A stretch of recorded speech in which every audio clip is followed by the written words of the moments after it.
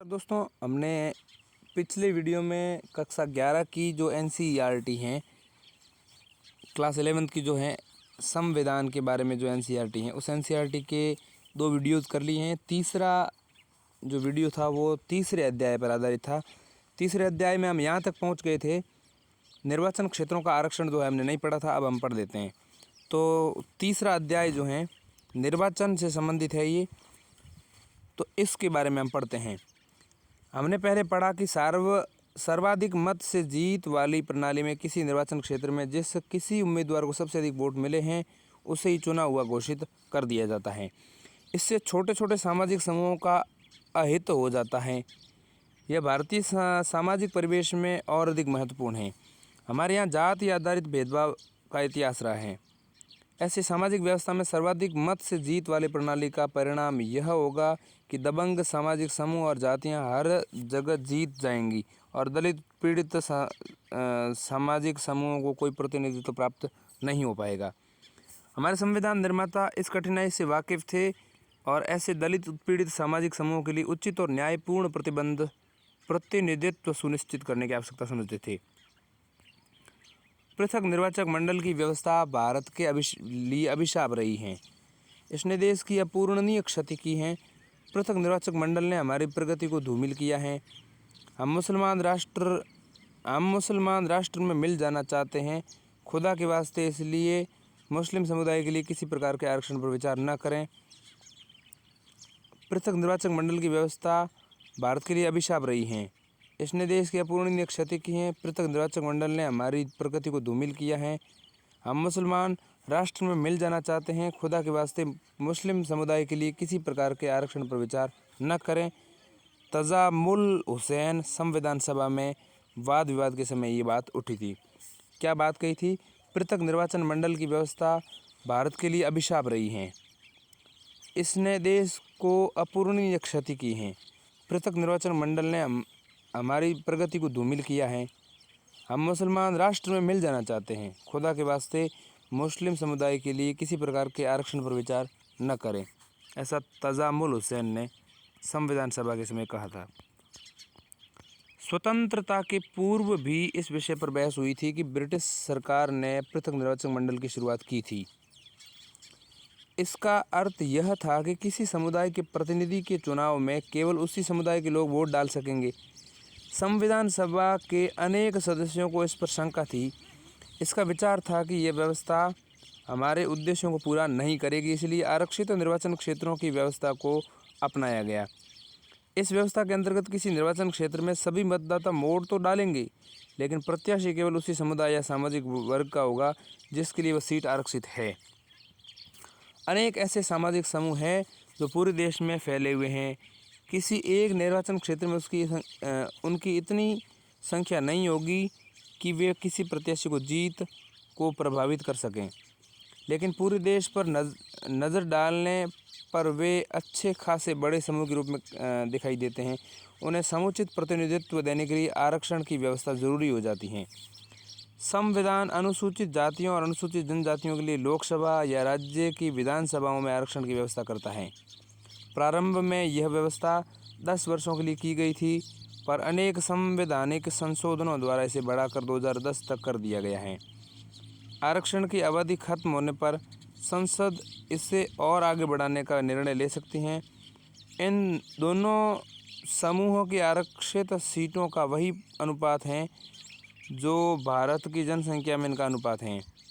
आज लोकसभा की 543 निर्वाचित सीटों में से 79 अनुसूचित जाति और 41 41 अनुसूचित जनजाति के लिए। 543 में से 79 अनुसूचित जाति और 41 अनुसूचित जनजाति के लिए आरक्षित हैं। 543 में से।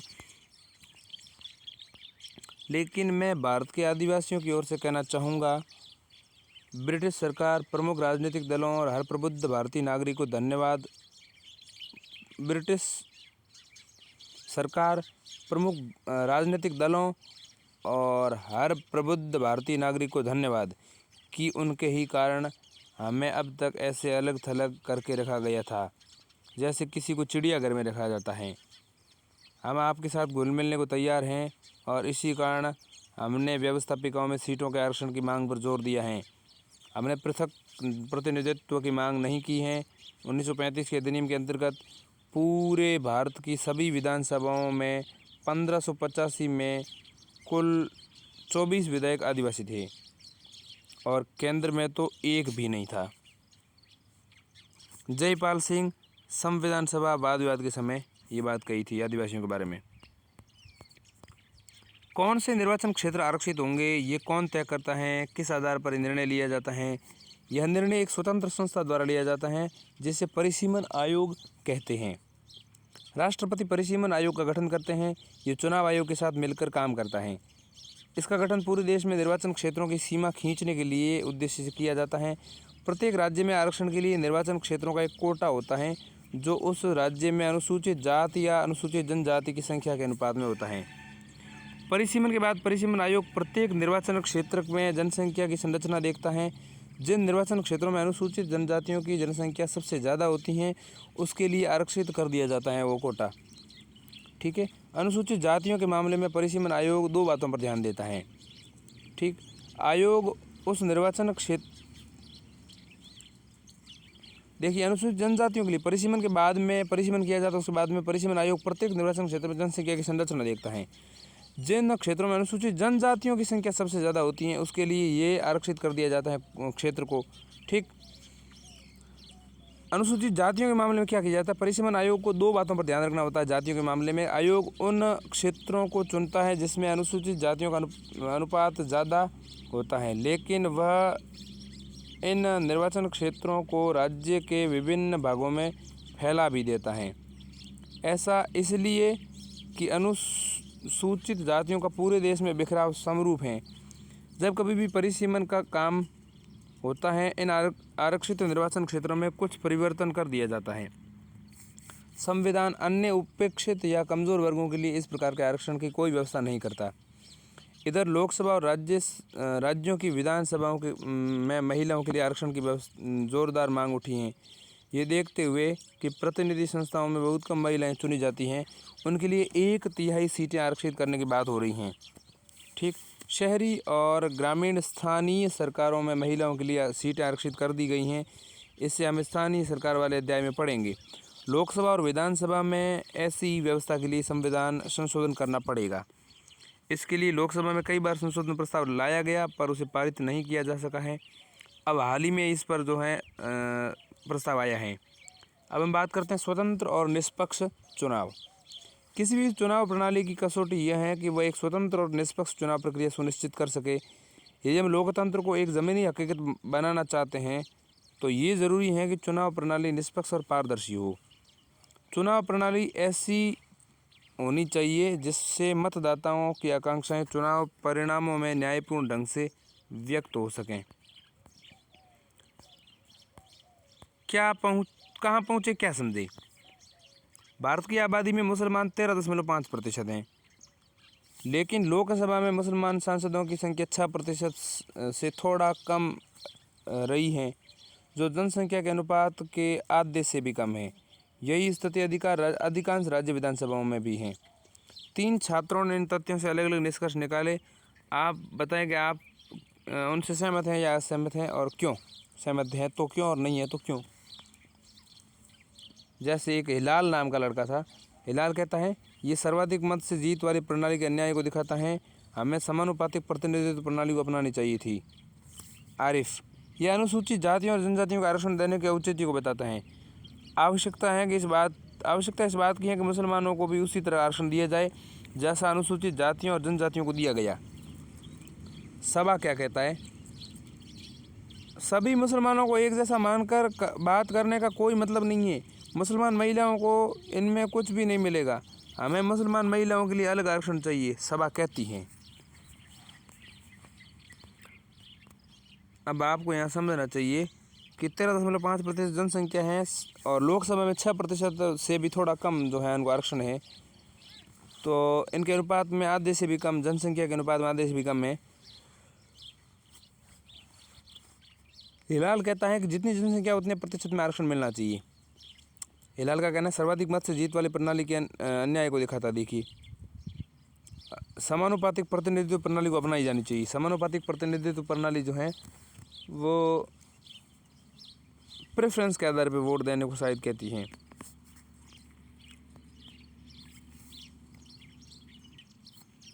अब देखिए यहाँ दोनों में आपको बता देता हूँ, एक सर्वाधिक वोट पाने वाले की जीत होती है, एक समानुपातिक प्रतिनिधित्व होता है। तो इन दोनों डिफरेंस क्या है? सर्वाधिक वोट पाने वाले की जीत और समानुपातिक प्रतिनिधित्व चुनाव व्यवस्था की तुलना करें तो समानुपातिक प्रतिनिधित्व प्रणाली किसी बड़े भौगोलिक क्षेत्र को एक निर्वाचन क्षेत्र मान लिया जाता है और पूरा का पूरा क्षेत्र एक निर्वाचन क्षेत्र गिना जा सकता है। एक निर्वाचन क्षेत्र से कई प्रतिनिधि चुने जा सकते हैं। एक निर्वाचन क्षेत्र से कई प्रतिनिधि चुने जा सकते हैं समानुपातिक प्रतिनिधित्व प्रणाली से। एक निर्वाचन क्षेत्र से कई प्रतिनिधि चुने जा सकते हैं। मतदाता जो हैं समानुपातिक प्रतिनिधित्व प्रणाली में वो पार्टी को वोट देता है। हर पार्टी को प्राप्त मत के अनुपात में विधायिका में सीटें मिलती हैं। जितने प्रतिशत वोट मिले पार्टी को उतने प्रतिशत सीटें मिल जाएगी समानुपातिक प्रतिनिधित्व प्रणाली में। और ये प्रणाली जैसे इजराइल नीदरलैंड में चलती हैं। ठीक है, विजयी उम्मीदवार को वोटों का बहुमत हासिल होता है। ठीक है, अब यहाँ पर देखें तो सर्वाधिक वोट पाने वाले की जीत देखें तो पूरे देश को छोटी छोटी भौगोलिक इकाइयों में बांट देते हैं, जिससे निर्वाचन क्षेत्र या जिला कहते हैं। सर्वाधिक वोट पाने वाले की जीत में देखते हैं सामान्यतः ये चलती है हमारे यहाँ। हर निर्वाचन क्षेत्र में एक प्रतिनिधि चुना जाता है। मतदाता प्रत्याशी को वोट देता है। पार्टी को प्राप्त वोटों के अनुपात से अधिक या कम सीटें विधायिका में मिल सकती हैं। और विजयी उम्मीदवार को ज़रूरी नहीं है कि वोटों का बहुमत प्राप्त हो। ठीक है, वोटों का बहुमत प्राप्त होना जरूरी नहीं है। 50% प्लस 1 वोट मिले हैं, ज़रूरी नहीं है कि वोटों का बहुमत यहाँ पर मिले अधिक वाले की जीत में। और जो है समानुपातिक प्रतिनिधित्व में जो है बहुमत मिलेगा तो वो जीतेगा। उदाहरण के लिए यूनाइटेड किंगडम में और भारत में जो है वो इस प्रकार की प्रणाली चलती हैं। एक सवाल है कि मैं इतनी समझ रखती हूँ, एक लड़की कह रही है कि भविष्य में अपने कैरियर को चुन सकूं, इतनी उम्र दराज हूँ कि ड्राइविंग लाइसेंस बना सकूं, तो क्या मैं इतनी बड़ी नहीं हूँ कि वोट डाल सकूं? यदि ये कानून मुझ पर लागू होते हैं तो मैं इन कानूनों को बनाने के बारे में फ़ैसला क्यों नहीं ले सकती? अब हम समझते हैं सार्वभौमिक वयस्क मताधिकार और चुनाव लड़ने का अधिकार।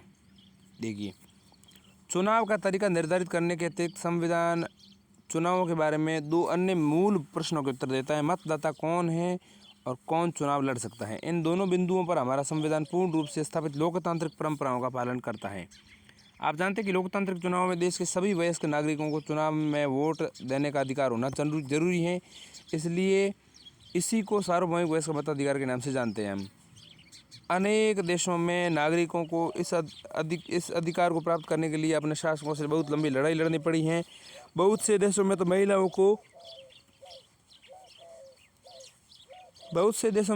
को यह अधिकार काफ़ी देर से और बड़े संघर्ष के बाद मिला है।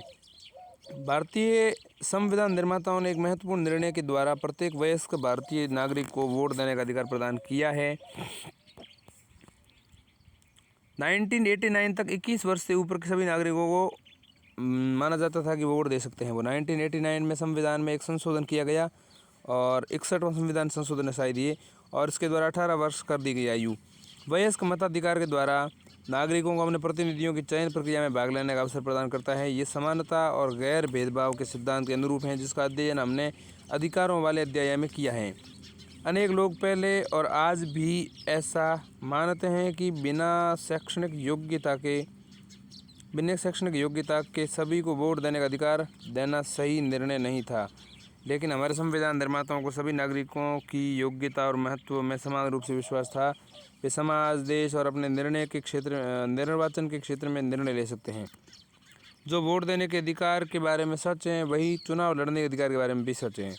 सभी नागरिकों को चुनाव में खड़े होने और जनता का प्रतिनिधि होने का अधिकार है, लेकिन विभिन्न पदों पर चुनाव लड़ने की न्यूनतम आयु भिन्न होती हैं। उदाहरण के लिए लोकसभा या विधानसभा चुनाव में खड़े होने के लिए उम्मीदवार को कम से कम 25 वर्ष का होना चाहिए। कुछ और भी प्रतिबंध हैं, जैसे एक कानूनी प्रतिबंध ये है कि किसी व्यक्ति को किसी अपराध के लिए 2 या 2 से अधिक वर्षों के लिए जेल हुई हो तो वह चुनाव लड़ने योग्य नहीं है। जैसे 2 या 2 से अधिक वर्षों के लिए जेल होगी तो चुनाव लड़ने योग्य नहीं है। लेकिन चुनाव लड़ने के लिए आय, शिक्षा, वर्ग या लिंग के आधार पर कोई प्रतिबंध नहीं है। इस रूप में हमारी चुनाव व्यवस्था नागरिकों के लिए खुली हुई है।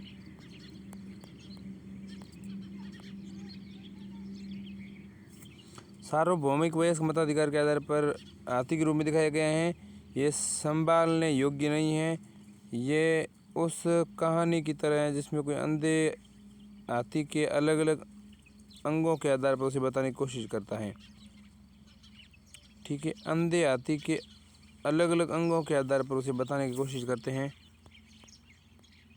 स्वतंत्र निर्वाचन आयोग। भारत में चुनाव प्रक्रिया को स्वतंत्र और निष्पक्ष करने के कई प्रयास किए गए हैं। एक स्वतंत्र निर्वाचन आयोग की स्थापना इनमें सबसे महत्वपूर्ण कदम है, जो चुनावों के संचालन और देखरेख के लिए बनाया गया है। क्या आप जानते हैं कि अन्य देशों में चुनाव कराने के लिए किसी स्वतंत्र मशीनरी का अभाव है? बहुत सारे देशों में है ही नहीं ये स्वतंत्र निर्वाचन आयोग, भारत में है। अनुच्छेद 324(1) क्या कहता है? इस संविधान के अधीन संसद और प्रत्येक राज्य के विधानमंडल के लिए कराए जाने वाले सभी निर्वाचनों के लिए तथा राष्ट्रपति और उपराष्ट्रपति के पदों के निर्वाचनों के लिए निर्वाचक नामावली तैयार करने का और उन सभी निर्वाचन के संचालनों का अधीक्षण, निर्देशन और नियंत्रण आयोग में निहित होगा, जिसे एक संविधान में निर्वाचन आयोग कहा गया है। भारतीय संविधान का अनुच्छेद 324 निर्वाचनों के लिए मतदाता सूची तैयार कराने, चुनाव के संचालन का अधीक्षण, निर्देशन, नियंत्रण अधिकार स्वतंत्र निर्वाचन आयोग को देता है। संविधान के ये शब्द बहुत ही महत्वपूर्ण हैं क्योंकि निर्वाचन आयोग के चुनाव से संबंधित हर बात पर अपने अंतिम निर्णय को भूमिका सौंपते हैं। सर्वोच्च न्यायालय ने भी संविधान की इस व्याख्या से सहमति व्यक्त की है। भारतीय निर्वाचन आयोग की सहायता से प्रत्येक राज्य में एक मुख्य निर्वाचन अधिकारी होता है।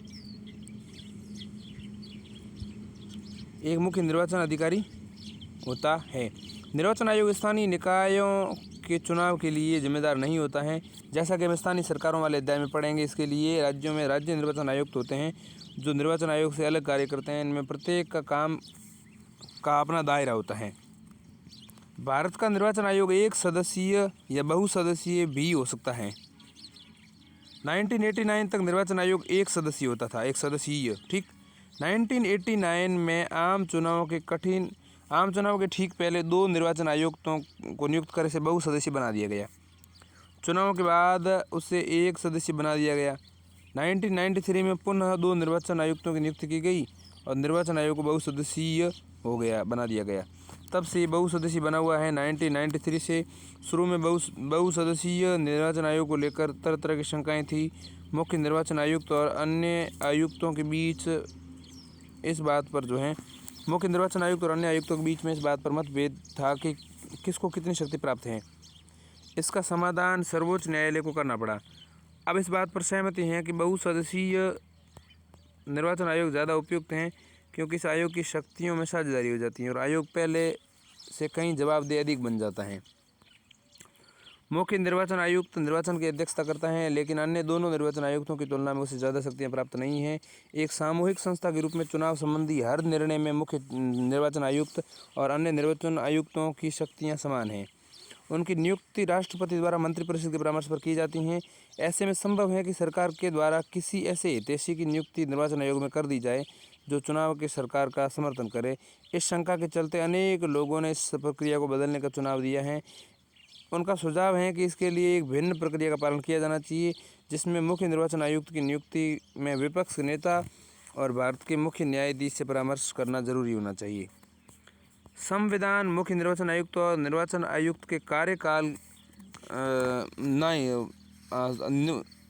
मुख्य निर्वाचन आयुक्त और निर्वाचन आयुक्तों के कार्यकाल की सुरक्षा देता है। संविधान उन्हें 6 वर्षों के लिए 65 वर्ष की आयु तक, पहले जो भी खत्म हो जाएगा उस तक नियुक्त किया जाता है। मुख्य निर्वाचन आयुक्त को कार्यकाल समाप्त होने के पूर्व राष्ट्रपति द्वारा हटाया भी जा सकता है, पर इसके लिए संसद में दोनों सदनों में विशेष बहुमत से पारित करके इस आशय व इस प्रतिवेदन राष्ट्रपति को भेजेगा। ऐसा सुनिश्चित करने के लिए किया गया है कि कोई भी सरकार उस निर्वाचन आयुक्त को न हटा सके जो चुनाव में उसकी तरफदारी से मना करे। निर्वाचन आयुक्तों को भारत का राष्ट्रपति हटा सकता है। भारत के निर्वाचन आयोग के पास काफ़ी सारे काम है। क्या क्या काम है अभी हम समझेंगे। निर्वाचन आयुक्तों को भारत का राष्ट्रपति हटा सकता है।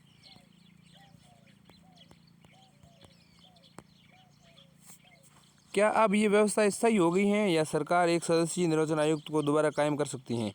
क्या संविधान इसे खेल की आज्ञा देता है?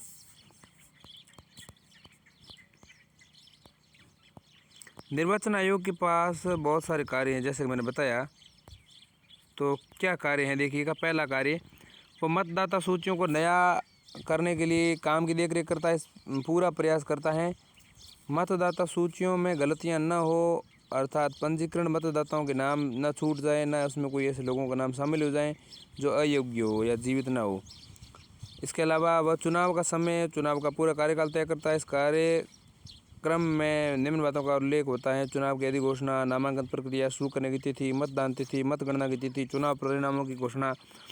इस पूरी प्रक्रिया में निर्वाचन आयोग को एक स्वतंत्र और निष्पक्ष चुनाव कराने के लिए निर्णय लेने का अधिकार है। वह पूरे देश, किसी राज्य या किसी निर्वाचन क्षेत्र में चुनावों को इस आधार पर स्थगित या रद्द कर सकता है कि वहाँ माकूल माहौल नहीं है और स्वतंत्र और निष्पक्ष चुनाव कराना संभव नहीं है। निर्वाचन आयोग राजनीतिक दलों और उसके उम्मीदवारों के लिए एक आदर्श आचार संहिता लागू करता है। वह किसी भी निर्वाचन क्षेत्र में दोबारा चुनाव कराने की आज्ञा दे सकता है यदि उसे लगे कि मतगणना प्रक्रिया पूरी तरह से उचित या न्यायपूर्ण नहीं थी, तो वह दोबारा मतगणना करने की भी आज्ञा दे सकता है। निर्वाचन आयोग राजनीतिक दलों को मान्यता देता है कि उन्हें चुनाव चिन्ह आवंटित करता है, आज्ञा भी देता है, मान्यता भी देता है, आवंटित भी करता है चुनाव चिन्ह। निर्वाचन आयोग के पास बहुत सीमित कर्मचारी होते हैं। वो प्रशासनिक मशीनरी की मदद से चुनाव कराता है, लेकिन एक बार चुनाव प्रक्रिया शुरू हो जाने पर वो चुनाव संबंधी कार्यों के संबंध में आयोग की पूरी प्रशासनिक मशीनरी पर नियंत्रण हो जाता है। चुनाव प्रक्रिया के दौरान राज्य या केंद्र सरकार के प्रशासनिक अधिकारियों को चुनाव संबंधी कार्य दिए जाते हैं। इस संबंध में निर्वाचन आयोग को उन पर पूरा नियंत्रण होता है। निर्वाचन आयोग इन अधिकारियों का तबादला कर सकता है या उनके तबादले को रोक सकता है। अधिकारी निष्पक्ष ढंग से काम करने में विफल रहे हैं तो आयोग उसके विरुद्ध कार्रवाई भी कर सकता है। विगत वर्षों में निर्वाचन आयोग स्वतंत्र सत्ता के रूप में उभरा, जिसने चुनाव प्रक्रिया की निष्पक्षता सुनिश्चित करने के लिए अपनी शक्तियों का प्रयोग किया है। उसने चुनाव प्रक्रिया की गरिमा बनाए रखने के लिए निष्पक्ष और न्यायपूर्ण ढंग से काम किया। निर्वाचन आयोग का इतिहास इस बात का गवाह है कि संस्थाओं की कार्यप्रणाली में प्रत्येक सुधार के लिए गैर कानूनी या संवैधानिक परिवर्तन आवश्यक नहीं है। यह आम धारणा है कि 20 वर्ष पहले के मुकाबले आज निर्वाचन आयोग ज़्यादा स्वतंत्र और प्रभावी हैं। ऐसा इसलिए नहीं है कि निर्वाचन आयोग की शक्तियाँ और संवैधानिक सुरक्षा बढ़ा दी गई हैं। दरअसल निर्वाचन आयोग ने केवल उन शक्तियों का और प्रभावी ढंग से प्रयोग करना शुरू कर दिया है जो उसे संविधान में पहले से ही प्राप्त थीं। पिछले 55 वर्षों में लोकसभा के 14 चुनाव हो चुके हैं और निर्वाचन आयोग के द्वारा विधानसभाओं के अनेक चुनाव और उपचुनाव कराए गए हैं। निर्वाचन आयोग को असम, पंजाब और जम्मू कश्मीर जैसे हिंसाग्रस्त क्षेत्रों में चुनाव कराने के लिए कठिन परिस्थितियों का सामना करना पड़ा है। उसने 1991 में पूरी चुनाव प्रक्रिया को बीच में ही रोकना पड़ा, क्योंकि चुनाव प्रचार के दौरान 2002 में पूर्व प्रधानमंत्री राजीव गांधी की हत्या कर दी गई। निर्वाचन आयोग को एक और गंभीर समस्या का सामना करना पड़ा। निर्वाचन आयोग को एक और गंभीर चुनाव कराना पड़ा, लेकिन निर्वाचन आयोग ने पाया कि राज्य में अप्रत्याशित हिंसा के कारण स्वतंत्र और निष्पक्ष चुनाव कराना तुरंत संभव नहीं था। चुनाव आयोग ने राज्य में विधानसभा चुनावों के लिए कुछ महीनों के लिए स्थगित करने का निर्णय लिया। सर्वोच्च न्यायालय ने निर्वाचन आयोग के इस निर्णय को वैध ठहराया। सावधान, चुनाव जीतना मुश्किल काम होने वाला है। अब नई आचार संहिता, सही और स्वच्छ मतदान और कड़े अनुशासन जैसी नई मुसीबतों को झेलना पड़ेगा। एक नेताजी जो हैं इसी तरह से प्रचार के समय में कहता है। नेताजी चुनाव आयोग से डर गए हैं। वे कह रहे हैं कि हमें निष्पक्ष और स्वतंत्र चुनाव की चुनौती झेलनी पड़ रही है। नेता चुनाव आयोग से डरते क्यों हैं? क्या ये स्थिति लोकतंत्र के लिए अच्छी बनी है? बिल्कुल अच्छी है ये। कहाँ पहुँचे और क्या समझे? निर्वाचन आयोग इन शक्तियों और विशेष अधिकारों को देने के बारे में आप सोचते होंगे। क्या सोचते हैं वो आप ज़रूर बताइए, ठीक है। निर्वाचन आयोग संबंधी कार्यों में लगाए गए सरकारी कर्मचारियों को आदेश दे सकता है। निर्वाचन आयोग चुनाव संबंधी कार्यों में लगाए गए अधिकारियों को आदेश दे सकता है। सरकारी अधिकारियों को भी। सरकार मुख्य निर्वाचन आयुक्त को नहीं हटा सकती।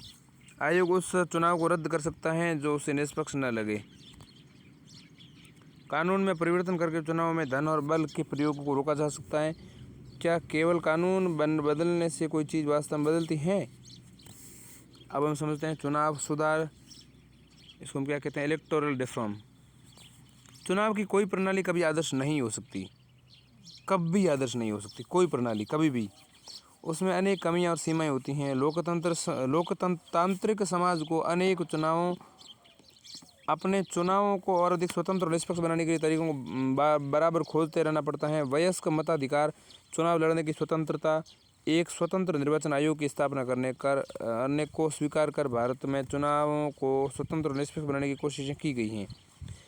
पिछले 50 वर्षों में अनुभवों के बाद हमारी चुनाव प्रणाली में सुधार के लिए अनेक सुझाव दिए गए हैं। चुनाव सुधारों के सुझाव जो हैं, निर्वाचन आयोग, विभिन्न राजनीतिक दलों, स्वतंत्र समूहों और अनेक विद्वानों द्वारा दिए गए हैं। इनमें से कुछ सुझाव इस अध्याय में उल्लिखित संवैधानिक प्रावधानों को संशोधित करने के बारे में है।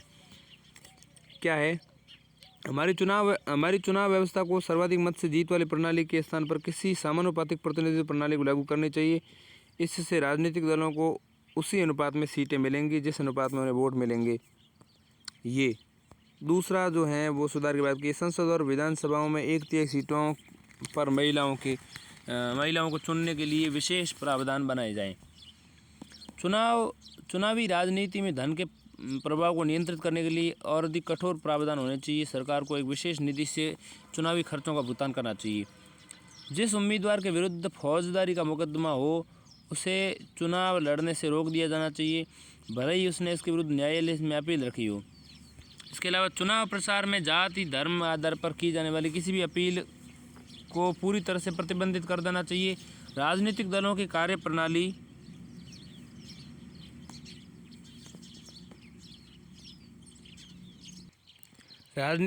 कार्यप्रणाली को नियंत्रित करने के लिए तथा उनके कार्यविधि को और अधिक पारदर्शी तथा लोकतांत्रिक बनाने के लिए एक कानून होना चाहिए।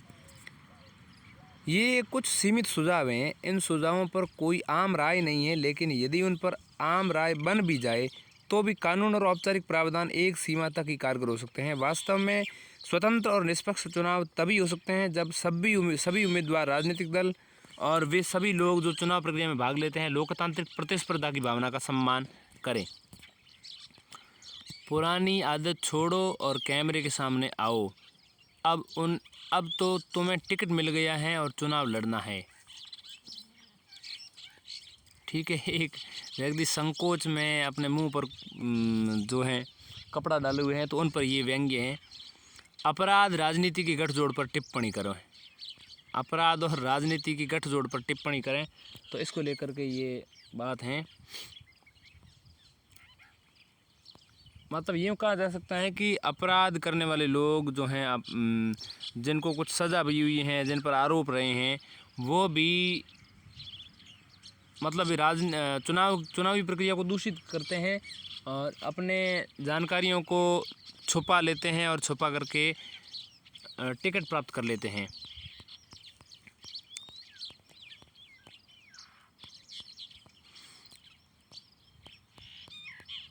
अब यहाँ पर ध्यान देने की बात यह है कि कानूनी सुधारों के अतिरिक्त दो और अतिरिक्त तरीके हैं जिनसे ये सुनिश्चित किया जा सकता है कि चुनाव जनता की अपेक्षाओं और लोकतांत्रिक आकांक्षाओं को व्यक्त करें।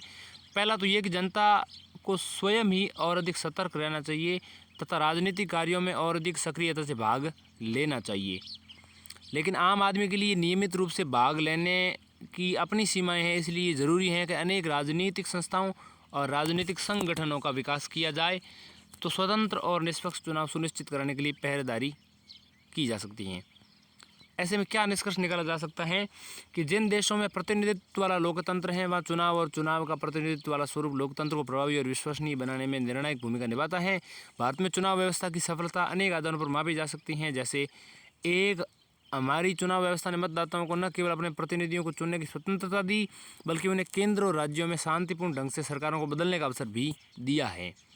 2, मतदाताओं ने चुनाव प्रक्रिया में लगातार रुचि ली है और उसमें भाग लिया है। चुनावों में भाग लेने वाले उम्मीदवारों और दलों की संख्या लगातार बढ़ रही है। 3, चुनाव व्यवस्था में सभी लोगों को स्थान मिला है और यह सभी को साथ लेकर चली है। हमारे प्रतिनिधियों की सामाजिक पृष्ठभूमि भी धीरे धीरे बदली है। अब हमारे प्रतिनिधि विभिन्न सामाजिक वर्गों से आते हैं, यद्यपि इनमें अभी महिलाओं की संख्या में संतोषजनक वृद्धि नहीं हुई है। 4, देश के अधिकतर भागों में चुनाव परिणाम अनियमितताओं और धांधली से प्रभावित नहीं होते, यद्यपि चुनाव में धांधली करने के अनेक प्रयास किए जाते हैं। आपने चुनाव में हिंसा, मतदाता सूचियों से वोटरों के नाम गायब करने की शिकायतें, डराए धमकाए जाने आदि की शिकायतें अक्सर सुनी होंगी। फिर भी ऐसी घटनाओं से शायद ही कोई चुनाव परिणाम प्रत्यक्ष रूप से प्रभावित होता हो। इसके अलावा अंतिम और सबसे महत्वपूर्ण बात यह है कि चुनाव हमारे लोकतांत्रिक जीवन के अभिन्न अंग हो गए हैं। कोई इस बात की कल्पना भी नहीं कर सकता कि कभी कोई सरकार चुनाव में जनादेश का उल्लंघन भी करेगी। इसी तरह कोई भी यह कल्पना भी नहीं कर सकता कि बिना चुनावों के कोई सरकार बन सकेगी। वास्तव में भारत में निश्चित अंतराल पर होने वाले नियमित चुनावों को एक महान लोकतांत्रिक प्रयोग के रूप में ख्याति मिली है। इन सभी बातों से हमारी चुनाव व्यवस्था को देश विदेश में आदर से देखा जाता है। भारत में मतदाता के अंदर आत्मविश्वास बढ़ा है। मतदाता की निगाह में निर्वाचन आयोग एक बड़ा कद है। यह हमारे संविधान निर्माताओं के मूल निर्णयों को उचित ठहराता है। यदि चुनाव प्रक्रिया को कुछ और दोषरहित बना दिया जा सके तो हम मतदाता और नागरिक के रूप में लोकतंत्र के इस महोत्सव का और अच्छी तरह आनंद उठा सकेंगे और इसे अर्थपूर्ण बना सकेंगे। अब हम कुछ प्रश्न देते हैं। निम्नलिखित में से कौन प्रत्यक्ष लोकतंत्र के सबसे नज़दीक बैठता है? परिवार की बैठक में होने वाली चर्चा। अभी देखिए, लोकतंत्र की सबसे नज़दीक बैठता है प्रत्यक्ष लोकतंत्र में, या परिवार की बैठक में होने वाली चर्चा, या कक्षा संचालक क्लास मॉनिटर की चर्चा का चुनाव। इसके अलावा किसी राजनीतिक दल द्वारा अपने उम्मीदवार का चयन, या मीडिया द्वारा कराए गए जनमत संग्रह। तो किसी राजनीतिक दल द्वारा अपने उम्मीदवार का चयन जो है, या मीडिया द्वारा करवाए गए जनमत संग्रह जो है प्रत्यक्ष लोकतंत्र के सबसे नज़दीक बैठता है। इसके अलावा दूसरा है, इनमें से कौन कार्य चुनाव आयोग नहीं कर सकता? मतदाता सूची तैयार करता है, उम्मीदवारों का नामांकन करता है, मतदाता केंद्रों की स्थापना करता है, आचार संहिता लागू करता है और पंचायत के चुनावों का पर्यवेक्षण। तो चुनाव आयोग कौन नहीं कर सकता? तो पंचायत के चुनावों का पर्यवेक्षण जो है ये है आचार संहिता लागू करना, मतदान केंद्रों की स्थापना, उम्मीदवारों का नामांकन, मतदाता सूची तैयार करना। उम्मीदवारों का नामांकन जो है चुनाव आयोग नहीं करता, क्योंकि उम्मीदवारों का नामांकन जो है वो तो पार्टी दल करते हैं। ठीक। तीसरा, निम्नलिखित में से कौन सी बात राज्यसभा और लोकसभा के सदस्यों के चुनाव की प्रणाली के समान है? कौन सी बात राज्यसभा और लोकसभा के सदस्यों के चुनाव की प्रणाली के समान है? 18 वर्ष से ज़्यादा की उम्र, हर नागरिक मतदान के योग्य हैं, विभिन्न प्रत्याशियों के बारे में मतदाता अपनी पसंद को वरीयता क्रम में रख सकता है, या प्रत्येक मत का समान मूल्य होता है और विजयी उम्मीदवार को आधे से अधिक मत प्राप्त होने चाहिए। कौन सी बात लोकसभा के सदस्यों के चुनाव के समान प्रणाली में है? 18 वर्ष से ज़्यादा की उम्र में हर नागरिक मतदान देने के योग्य है। ये बात जो है राज्यसभा और लोकसभा के सदस्यों के चुनाव के प्रणाली के एक समान नहीं है। राज्यसभा और राज्यसभा में जो है समानुपातिक प्रतिनिधित्व प्रणाली अपनाई जाती हैं। राज्यसभा और लोकसभा के सदस्यों के चुनाव के बिल्कुल एक समान है। एक समान क्या है? राज्यसभा और लोकसभा में एक जैसा चुनाव प्रक्रिया नहीं होती है। यहाँ उम्मीदवार जो हैं सबसे अधिक जो मत प्रदान करता है वो जीतेगा लोकसभा में, तो और राज्यसभा में समानुपातिक प्रतिनिधित्व प्रणाली अपनाई जाती हैं। 18 वर्ष से ज़्यादा की उम्र का हर नागरिक मतदान देने के योग्य होता है। तो इन दोनों में 18 वर्ष से अधिक का नागरिक मतदान देने योग्य ऐसा नहीं है। हर नागरिक दोनों में नहीं दे सकता मतदान, तो ये अलग बात है, यहाँ सही नहीं है। इसके अलावा विभिन्न प्रत्याशियों के बारे में मतदाता अपनी पसंद की वरीयता का क्रम रख सकता है, तो यहाँ पर जो है दोनों में ये बात बिल्कुल ठीक नहीं है। प्रत्येक मत का समान मूल्य होता है, दोनों में ही प्रत्येक मत का समान मूल्य होता है क्या? इसके अलावा विजयी उम्मीदवार को आधे से अधिक मत प्राप्त होने चाहिए। यहाँ पर जो प्रत्येक मत का समान मूल्य होता है वो दोनों में, क्योंकि सामान्य नागरिकों के मत भी एक ही माने जाते हैं, और वहाँ पर जो प्रत्येक जो मत होता है उसका समान मूल्य होता है कि नहीं होता, एक बार इसका भी कंफर्म करना पड़ेगा। और विजयी उम्मीदवार को आधे से अधिक मत प्राप्त होने चाहिए, आधे से अधिक मत प्राप्त होने चाहिए। ये बात भी मुझे कुछ ठीक नहीं लग रही, कुछ समझ में नहीं आया कुछ क्या करना चाह रहा है। इसके अलावा सबसे ज़्यादा वोट प्राप्त किए वही जीतेगा, यानी फर्स्ट पास्ट दो पोस्ट प्रणाली में वही प्रत्याशी जीता हुआ घोषित किया जाएगा जिसने सर्वाधिक संख्या मत अर्जित किया है। बिल्कुल सही है पहली बात ही। देश में सर्वाधिक मत प्राप्त करने वाला दल सदस्य हो, नहीं चुनाव क्षेत्र में अन्य उम्मीदवारों से ज़्यादा मत हासिल किया हो, और या इसके अलावा 50% से अधिक मत हासिल करके प्रथम स्थान पर आता हो। 50% अधिक वाला मामला कोई जरूरी नहीं है। चुनाव क्षेत्र में हर अन्य उम्मीदवारों से ज़्यादा मत हासिल करता हो, चुनाव क्षेत्र में अन्य उम्मीदवारों से ज़्यादा मत हासिल करता हो।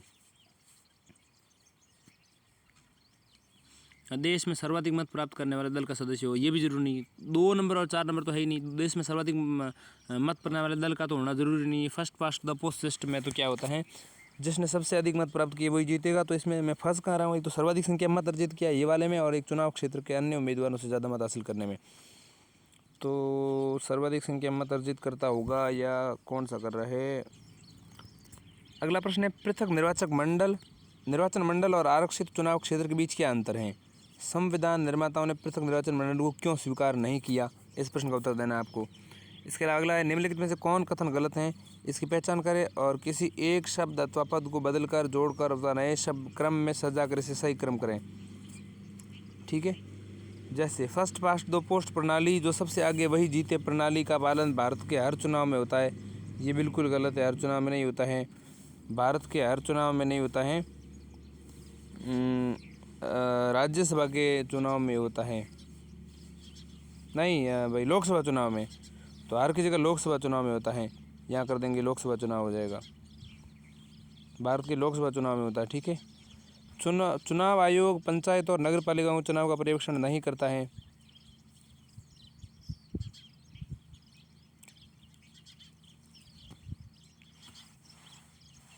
तो चुनाव आयोग नगर पंचायत और नगर पालिका के चुनाव का पर्यवेक्षण नहीं करता है।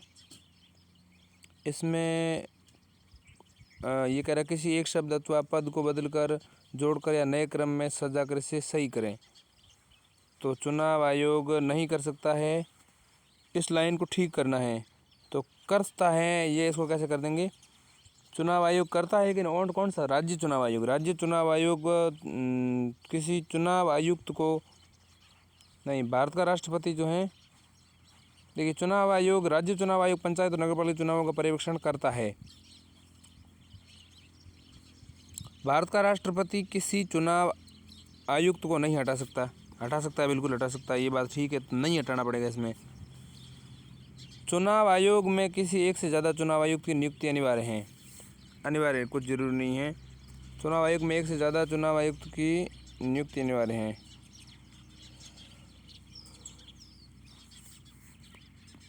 अगला प्रश्न है, भारत की चुनाव प्रणाली का लक्ष्य समाज के कमजोर तबके की नुमाइंदगी करना सुनिश्चित करना है, लेकिन अभी भी हमारी विधायिका में महिलाओं की सदस्य संख्या 10% नहीं पहुंची है।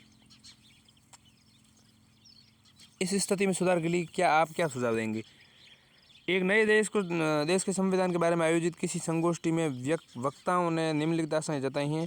प्रत्येक कथन के बारे में बताएं कि उनके लिए the first past the post सर्वाधिक मत से जीतने वाली प्रणाली उचित होगी या समानुपातिक प्रतिनिधित्व वाली प्रणाली। इन प्रश्नों के उत्तर देने की कोशिश आप अवश्य करें। अगला पार्ट है कार्यपालिका लेकिन इसको अभी नहीं, अगली वीडियो में करेंगे।